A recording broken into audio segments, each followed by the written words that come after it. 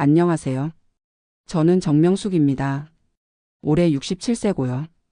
40년간 분식점을 운영했었죠. 지금은 평택의 작은 원룸에서 혼자 살고 있습니다. 여러분 혹시 이런 일이 가능하다고 생각하세요? 아들이 의사인데 어머니가 기초생활수급자 신청을 해도 탈락한다는 게 말이에요. 저한테는 이게 현실입니다. 아들 성민이는 대학병원 신경외과 교수예요.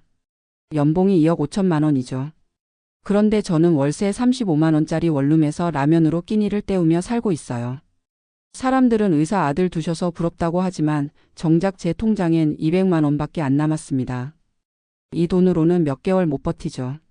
그럼에도 국가에서는 아들 소득이 높으니까 도움을 줄 수 없다고 하네요. 도대체 뭔가 잘못된 거 아닌가요?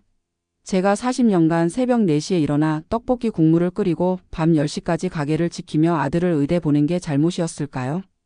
오늘 제 이야기를 들려드릴게요. 여러분도 언젠가는 나이가 들고 자녀를 키우게 되실 텐데 제 경험이 조금이라도 도움이 됐으면 좋겠습니다. 1957년 경기도 평택의 가난한 농가에서 6남매 중 셋째로 태어났어요. 아버지는 소작농이었고 어머니는 남의 집 빨래를 해주며 품을 팔았죠. 그때는 정말 가난했어요. 쌀밥은 명절에나 먹고 평소에는 보리밥에 김치만 있으면 감사했습니다. 집안 형편상 중학교까지만 다녔어요. 16세부터 서울로 올라와 공장에서 일했죠. 월급이 3만 원이었는데 2만 원은 고향 부모님께 보내고 1만 원으로 생활했어요. 기숙사에서 라면으로 끼니를 때우는 날이 많았지만 언젠가는 잘 살 거야 라는 희망만으로 버텼습니다. 1977년 같은 공장에서 일하던 철수를 만났어요. 과묵하지만 성실한 사람이었죠. 1년 후 결혼했는데 신혼집은 월세 2만 원짜리 단칸방이었어요. 결혼 자금은 양가에서 각각 50만 원씩 모아서 마련했죠. 1979년 첫 아들 성민이가 태어났습니다. 출산 후 3개월 만에 다시 공장에 나갔어요. 아기는 시어머니가 봐주셨지만 양육비와 생활비가 만만치 않았죠. 그러던 어느 날 공장 앞에서 분식을 파시는 할머니를 봤어요. 우리도 저렇게 하면 되겠다 싶었죠. 공장 다니는 것보다는 장사가 나을 것 같았거든요. 1983년 부부가 모은 돈 300만 원으로 공장 앞 5평짜리 분식점을 차렸습니다. 떡볶이, 순대, 어묵을 파는 작은 가게였죠. 처음에는 하루 매출이 5만 원도 안 됐어요. 재료비 빼고 나면 3만 원 남았는데 그래도 공장 다닐 때보다는 나았어요. 두 사람이 정성껏 음식을 만들어 파니까 손님들이 점점 늘었습니다.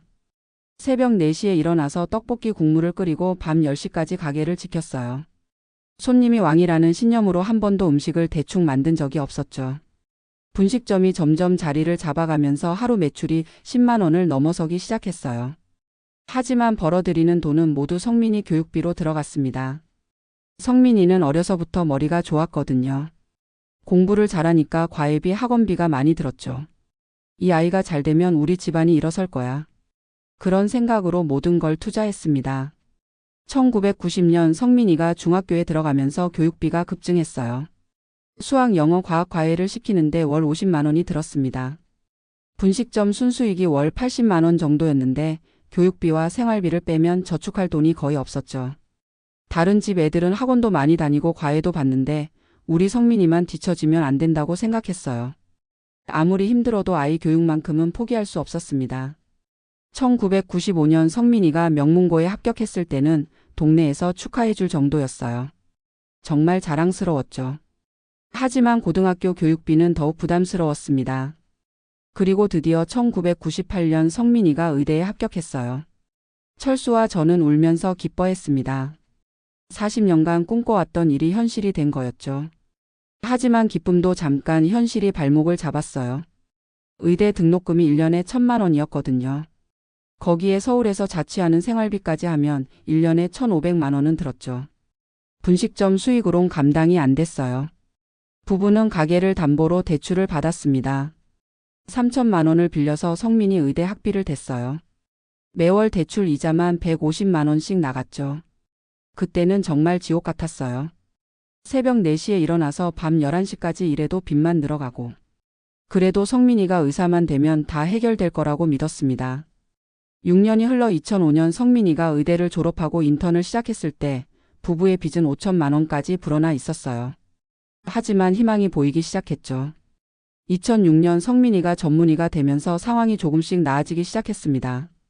성민이는 한 달에 50만 원씩 용돈을 드렸고 명절에는 100만 원씩 따로 드렸어요. 그때가 가장 행복했어요. 성민이가 의사가 되어서 동네에서도 정명숙 아들 의사래라고 부러워하고 용돈도 주니까 마음이 든든했죠. 2010년 성민이가 결혼을 했습니다. 예식 비용 5천만 원 중 절반을 저희가 부담했지만 그동안 모은 돈과 성민이가 준 돈으로 감당할 수 있었어요. 분식점도 이 시기에 가장 잘 됐어요. 하루 매출이 20만 원을 넘어서고 순수익도 월 150만 원 정도 나왔습니다. 2012년에는 대출을 완전히 갚고 2015년에는 적금에 2천만 원을 모았어요. 이때는 정말 잘 살 줄 알았습니다. 성민이도 잘 되고 가게도 잘 되고 노후는 걱정 없다고 생각했죠. 하지만 인생이라는 게 그렇게 호락호락하지 않더라고요. 2016년경부터 분식점 매출이 조금씩 줄어들기 시작했어요. 근처에 프랜차이즈 분식점들이 생기고 배달 앱이 활성화되면서 손님들이 줄었습니다. 젊은 사람들은 배달 음식을 시켜 먹고 나이 든 분들도 큰 프랜차이즈 가게를 선호하더라고요. 저희 같은 작은 가게는 점점 설 자리가 없어졌어요. 2018년에는 하루 매출이 10만 원 아래로 떨어지는 날이 많아졌습니다. 재료비와 임대료를 빼면 하루 3, 4만 원 정도의 수익밖에 안 났어요. 설상가상으로 철수의 건강이 나빠지기 시작했습니다. 기침이 심해지고 가래에 피가 섞여 나왔어요. 2019년 병원 검사 결과 초기 폐암 진단을 받았죠. 하늘이 무너지는 것 같았어요. 남편이 아프면 가게 일도 혼자 해야 하고 치료비도 걱정이고. 2020년 코로나가 시작되면서 분식점 매출은 더욱 급격히 떨어졌습니다. 하루 매출이 5만 원도 안 되는 날이 태반이었어요. 그리고 2021년 철수의 폐암이 3기로 악화됐습니다. 성민이가 좋은 병원을 소개해줘서 치료를 받기 시작했지만 비용이 만만치 않았어요.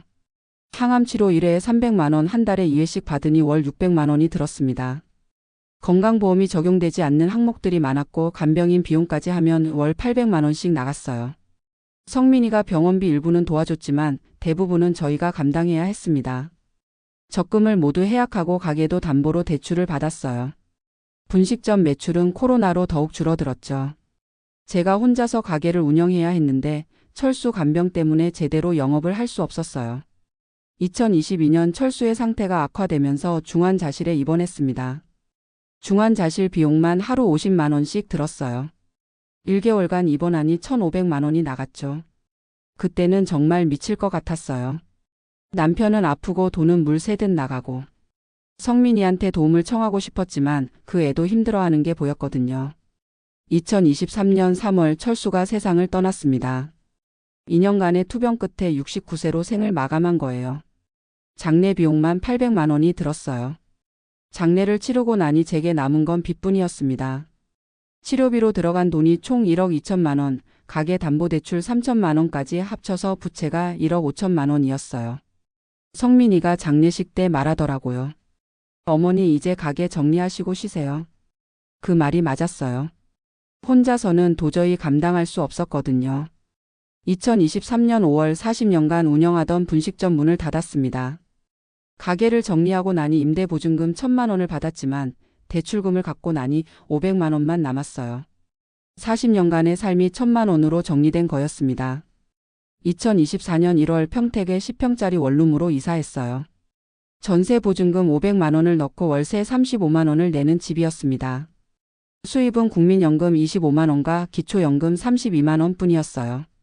총 57만 원으로 월세 35만 원과 생활비 40만 원을 감당해야 했죠. 매월 18만 원씩 부족했어요. 처음에는 적금을 조금씩 해약해서 생활했습니다. 하지만 이런 식으로는 1, 2년 후면 모든 돈이 떨어져요. 복지관에서 기초생활수급을 신청하라고 조언해줬어요. 하지만 결과는 탈락이었습니다.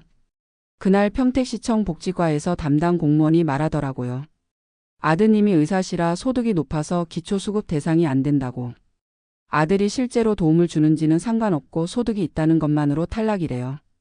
부양의무자 기준에 걸리십니다. 아드님 소득의 30%가 부양 능력으로 인정되어서 어머님이 기초수급 대상에서 제외됩니다. 공무원의 말을 듣는 순간 머리가 하얘졌어요. 하지만 우리 아들이 실제로 저한테 주는 돈은 없어요. 생활이 너무 힘들어서 신청한 건데. 죄송하지만 실제 부양 여부는 상관없습니다. 법적으로 부양 능력이 있다고 판단되면 대상에서 제외됩니다. 그럼 저는 어떻게 살라는 거예요? 공무원도 난처한 표정이었어요. 다른 복지 서비스를 알아보시거나 아니면 가족 간에 해결하시는 수밖에. 그 말을 듣고 한동안 말을 잇지 못했습니다. 그러더니 갑자기 눈물이 쏟아졌어요. 40년간 분식점 하면서 세금 꼬박꼬박 냈는데 정말 힘들 때 도움을 요청하니까 안 된다고 하네요. 혹시 아드님이 부양 거부 의사를 밝히시면 검토해 볼 수 있긴 한데. 그게 무슨 뜻이에요?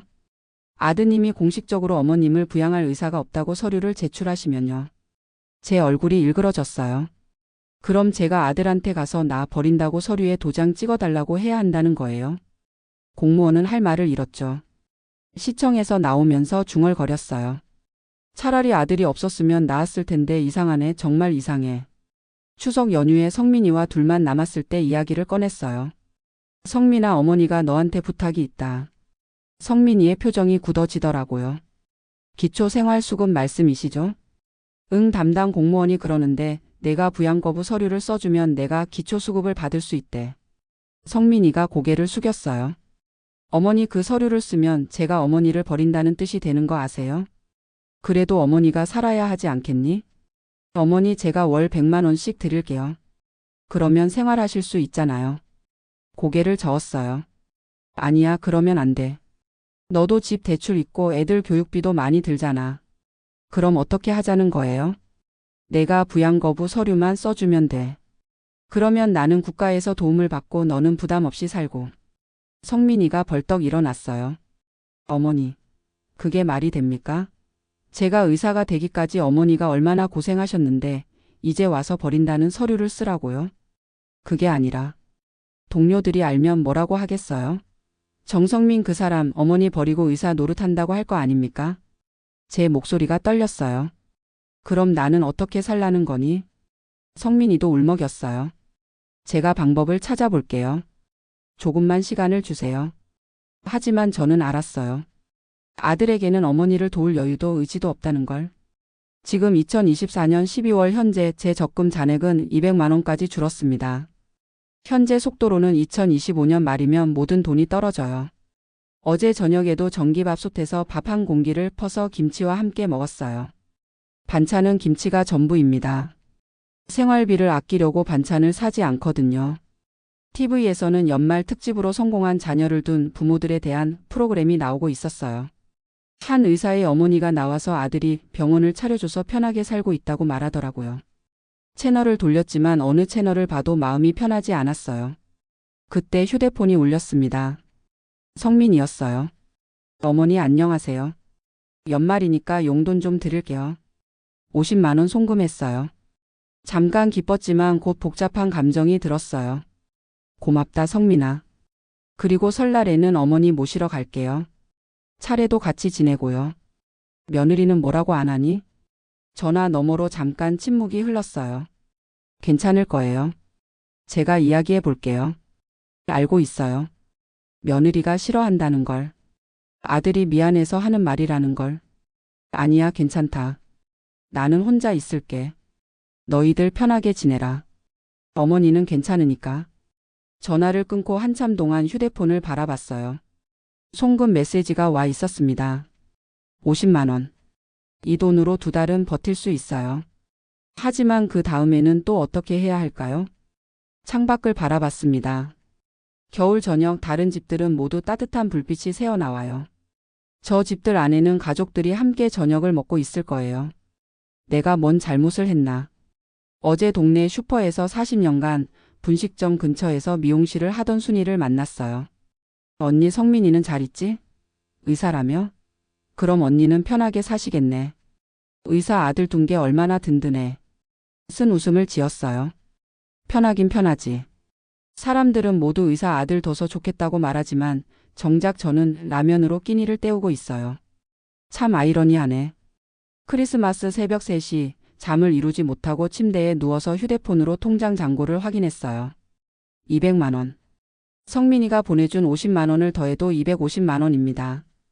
계산기를 두드려 봤어요. 월세 35만 원, 생활비 40만 원, 의료비 15만 원. 총 90만 원씩 나가요. 수입은 57만 원. 매월 33만 원씩 부족해요. 250만 원 나누기 33만 원. 7.5개월. 내년 8월이면 모든 돈이 떨어집니다. 그 다음에는 휴대폰으로 노인 일자리를 검색해 봤어요. 67세에 할 수 있는 일이 별로 없어요. 아파트 경비원, 청소원, 급식 보조. 모두 젊은 사람들을 선호하더라고요. 기초생활수급 부양 의무자 폐지라고도 검색해 봤는데 몇 개 기사가 나오지만 언제 바뀔지는 확실하지 않아요. 하필이면 우리 아들이 의사여서. 만약 아들이 평범한 직장인이었다면 기초수급을 받을 수 있었을 거예요. 아이러니하게도 아들의 성공이 어머니의 발목을 잡고 있어요. 침대 머리맡에 걸린 성민이 의대 졸업사진을 바라봤어요. 그때는 정말 자랑스러웠어요. 40년간의 고생이 모두 보상받는 기분이었죠. 그때는 정말 모든 게 잘 될 줄 알았는데 눈을 감았지만 잠은 오지 않았어요. 내일도 모레도 계속 이런 걱정을 해야 한다는 생각에 답답하기만 했습니다. 여러분 제 이야기 어떻게 들으셨어요? 혹시 아들이 그래도 도와줘야 하는 거 아니야? 라고 생각하실 수도 있어요. 맞습니다. 그게 인지상정이죠. 하지만 현실은 그렇지 않아요. 성민이도 강남 아파트 대출 8억 원에 월 600만 원씩 상환해야 하고 자녀 둘의 사교육비만 월 400만 원이에요. 아내는 명품을 좋아해서 가계 지출이 만만치 않고요. 세금까지 떼고 나면 실수령액은 1억 8천만 원 정도인데 생활비로 대부분 나간다고 해요. 그렇다고 해서 제가 아들을 원망하는 건 아니에요. 그 애도 그 애 나름대로 힘들 거예요. 의사라는 직업 때문에 겉으로는 여유로워 보이지만 실상은 다르거든요. 문제는 제도예요. 자녀의 소득은 높지만 실제 부양이 이루어지지 않는 경우에 대한 제도적 보완이 필요해요. 현실과 괴리된 기준이 진짜 도움이 필요한 사람들을 배제하고 있어요. 저 같은 경우가 바로 복지 사각지대죠. 기초수급 대상은 아니지만 실질적으로 어려운 차상위 계층에 대한 지원책이 부족해요. 그리고 고액 의료비에 대한 사회적 안전망도 미흡해요.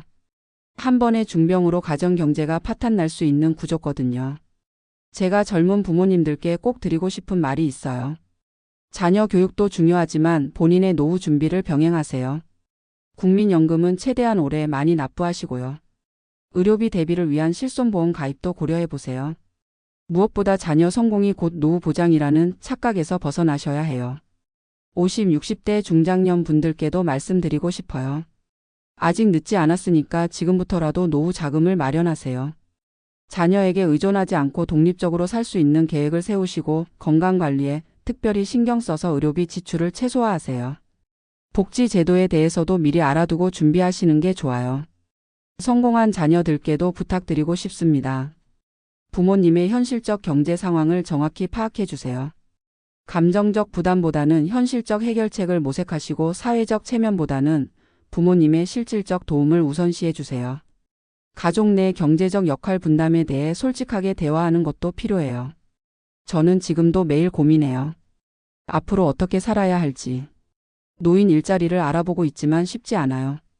67세에 마땅히 할 수 있는 일이 별로 없고 당뇨와 고혈압 때문에 몸도 예전 같지 않거든요. 어제 밤에도 생각해 봤어요. 정말 막막합니다. 아들 의사 만들려고 40년을 고생했는데 정작 저는 갈 곳이 없네요. 차라리 아들이 없었으면 기초수급이라도 받을 텐데. 하지만 후회는 하지 않아요. 성민이가 의사가 된 건 자랑스러운 일이니까요. 다만 현실이 이렇게 될 줄은 몰랐죠. 사실 며느리 혜진이에 대한 이야기도 빼놓을 수 없어요. 명문대 출신의 결혼 전 대기업에 다녔던 똑똑한 여자예요. 현실적이고 계산적이죠. 체면과 사회적 지위를 중시해요. 처음에는 분식점을 하는 시어머니에 대해 무시하는 태도였어요. 남편이 의사인데 왜 장사하는 어머니를 둬야 하나라는 생각이었죠. 철수가 암투병할 때 제 헌신을 보고 마음이 조금 누그러지긴 했지만 그럼에도 저와 함께 살 생각은 추호도 없어 보여요. 우리도 빠듯하게 사는데 시어머니까지 모시면 생활이 더 어려워진다. 아이들 사교육비도 줄여야 하고 내 생활 수준도 낮춰야 한다. 차라리 시어머니가 기초수급을 받으시거나 다른 방법을 찾으셨으면 좋겠다. 이게 혜진이의 솔직한 마음일 거예요. 틀린 말은 아니에요.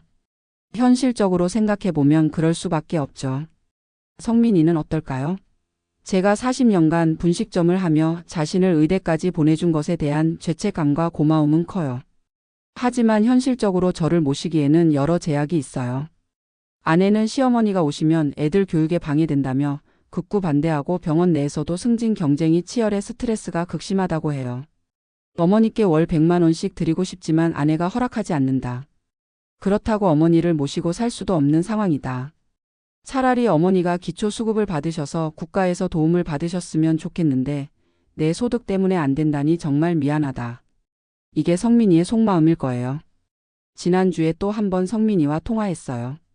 어머니 정말 죄송해요. 제가 능력이 부족해서. 아니야, 내 탓이 아니야. 제도가 이상한 거지. 어머니 조금만 더 기다려주세요. 제가 다른 방법을 찾아볼게요. 하지만 저는 알아요. 성민이도 자기 할 일이 많다는 걸. 얼마 전에는 성민이 아이들 제 손자 손녀를 만났어요. 중학교 2학년인 큰손자와 초등학교 6학년인 손녀예요. 할머니 안녕하세요. 예의 바르게 인사하는 아이들을 보니 기특하면서도 마음이 복잡했어요. 이 아이들에게 저는 어떤 할머니일까? 자주 만나지도 못하고 용돈도 제대로 못 주는 할머니. 공부 열심히 해라. 그 말밖에 할 수 없었어요. 아이들은 학원에 가야 한다며 일찍 자리를 떴어요. 중2인 큰손자는 수학심화반, 손녀는 영어 학원에 간다고 하더라고요. 요즘 애들은 정말 바쁘네. 네, 경쟁이 치열해서요. 성민이의 대답이 어딘가 무겁게 느껴졌어요. 저도 성민이를 키울 때 그랬었죠. 학원비, 과외비에 모든 걸 투자했어요. 그런데 그 아이들도 커서 부모가 되면 또 같은 고민을 하겠죠. 언제까지 이런 악순환이 계속될까요? 요즘에는 동네를 산책하면서 생각해요. 저와 비슷한 나이의 어르신들을 보면 다들 어떻게 사실까 궁금해져요. 어제 공원에서 만난 한 할머니는 말씀하시더라고요. 우리 아들이 공무원인데 월급이 많지 않아서 저한테 용돈 주기가 힘들대요. 그래도 기초수급은 받고 있어서 큰 걱정은 없어요. 부러웠어요. 기초수급을 받으면 기본적인 생활은 보장되니까요. 또 다른 할아버지는 이렇게 말씀하셨어요. 우리 딸이 결혼해서 캐나다에 살아요. 가끔 돈을 보내주긴 하는데 자주는 못 받죠. 그래도 국민연금이 좀 나와서 그럭저럭 살고 있어요. 다들 각자의 사정이 있더라고요. 그런데 제가 우리 아들이 의사예요라고 말하면 사람들 반응이 확 달라져요. 아이고, 그럼 부러울 게 없겠네요. 의사 아들 둔 게 얼마나 든든해요. 그럴 때마다 어떻게 대답해야 할지 모르겠어요. 사실대로 말하면 사람들이 믿을까요? 의사인 아들이 있는데도 기초수급 신청했다가 떨어졌어요. 지금은 월세방에서 라면 먹으며 살고 있어요. 이런 말을 하면 그럼 아들한테 도움을 받으면 되잖아요라고 할 거예요. 그게 그렇게 간단한 일이 아닌데 말이에요. 가족이라는 게 참 복잡해요. 사랑하는 마음은 있지만 현실적인 제약들이 발목을 잡죠. 성민이도 저를 사랑하고 저도 성민이를 사랑해요. 하지만 그 사랑만으로는 현실 문제가 해결되지 않아요. 며느리 혜진이를 원망할 수도 없어요. 자기 가족을 지키려는 게 당연하니까요. 손자, 손녀들도 마찬가지예요. 아이들에게는 할머니보다 자신들의 미래가 더 중요하죠. 모든 게 이해가 되면서도 한편으로는 서글퍼요. 지난주에는 40년간 단골이었던 손님 한 분이 연락을 주셨어요. 사장님 안녕하세요. 분식점 문 닫으셨다고 들었는데 어떻게 지내세요? 반가웠어요. 그분은 20년간 거의 매일 와서 떡볶이를 드셨거든요. 네, 잘 지내고 있어요. 성민이는 어때요? 의사 됐다며? 네, 잘 있어요. 그럼 사장님은 편하게 사시겠네. 아들 잘 키우셨어요. 그 말을 듣고 괜히 눈물이 났어요. 아들을 잘 키웠다는 말. 맞아요. 성민이는 정말 훌륭한 의사가 됐어요. 많은 환자들을 치료하고 있고 사회적으로도 인정받는 사람이 됐죠. 그런데 왜 이렇게 허전할까요? 성민이의 성공이 제 행복과 직결되지 않는다는 걸 깨달았을 때의 충격이 아직도 생생해요. 어릴 때부터 성민이만 잘 되면 우리는 걱정 없다고 생각했는데 현실은 그렇지 않더라고요. 자녀의 성공과 부모의 행복은 별개의 문제라는 걸 67세가 되어서야 깨달았어요. 이제 제가 해야 할 일은 스스로 살 길을 찾는 거예요. 어제 인터넷으로 67세 일자리를 검색해 봤어요. 생각보다 많은 정보가 나오더라고요.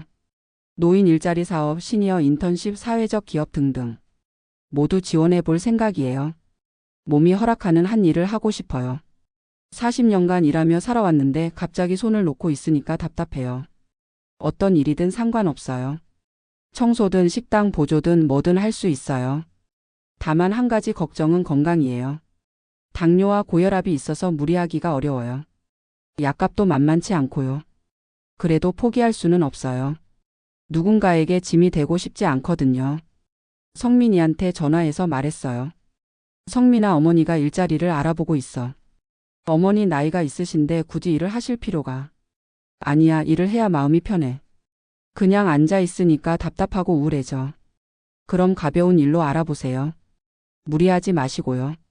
알았어. 성민이도 제가 일하는 게 낫다고 생각하는 것 같아요. 그래야 서로 부담이 덜 되니까요. 며칠 전에는 동네 마트에 가서 알바 자리가 있는지 물어봤어요. 어머니 나이가 어떻게 되세요? 67세요.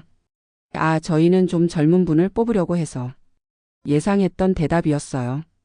그래도 계속 알아볼 거예요. 나이가 많다고 포기할 수는 없어요. 요즘에는 매일 일기를 써요. 오늘 있었던 일 느낀 점들을 적어두는 거예요. 2024년 12월 28일. 오늘은 복지관에 가서 노인 일자리 상담을 받았다.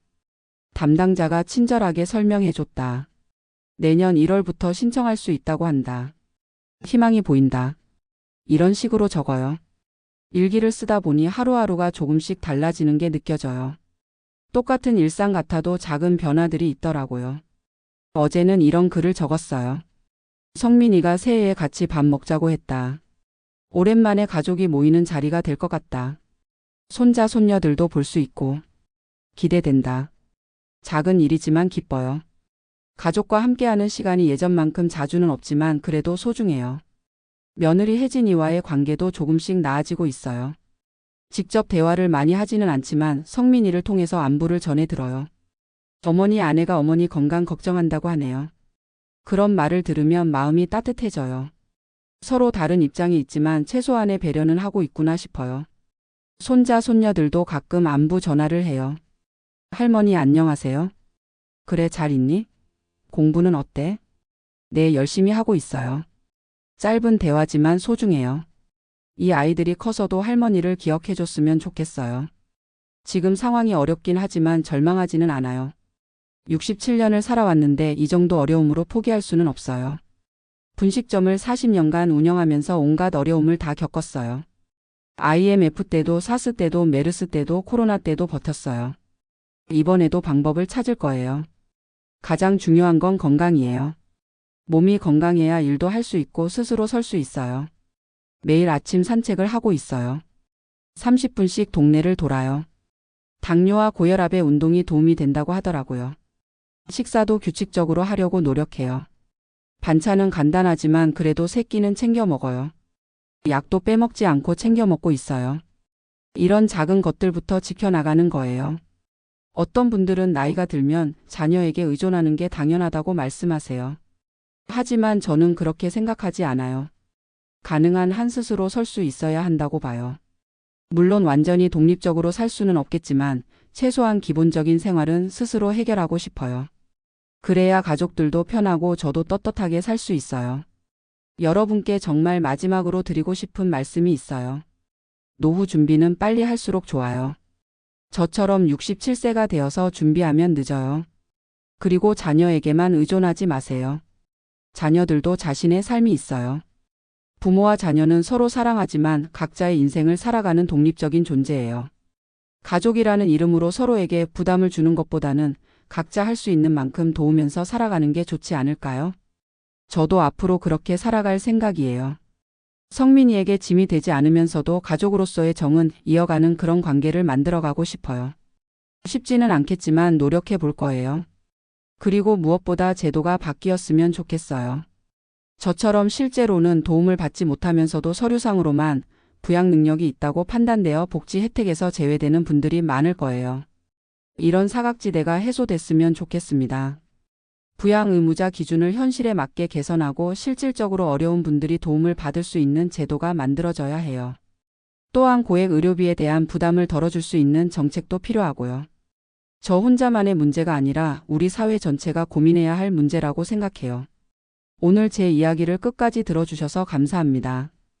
부족한 이야기였지만 여러분께 조금이라도 도움이 됐으면 좋겠어요. 모든 분들이 건강하고 행복한 노후를 보내시길 바랍니다. 감사합니다.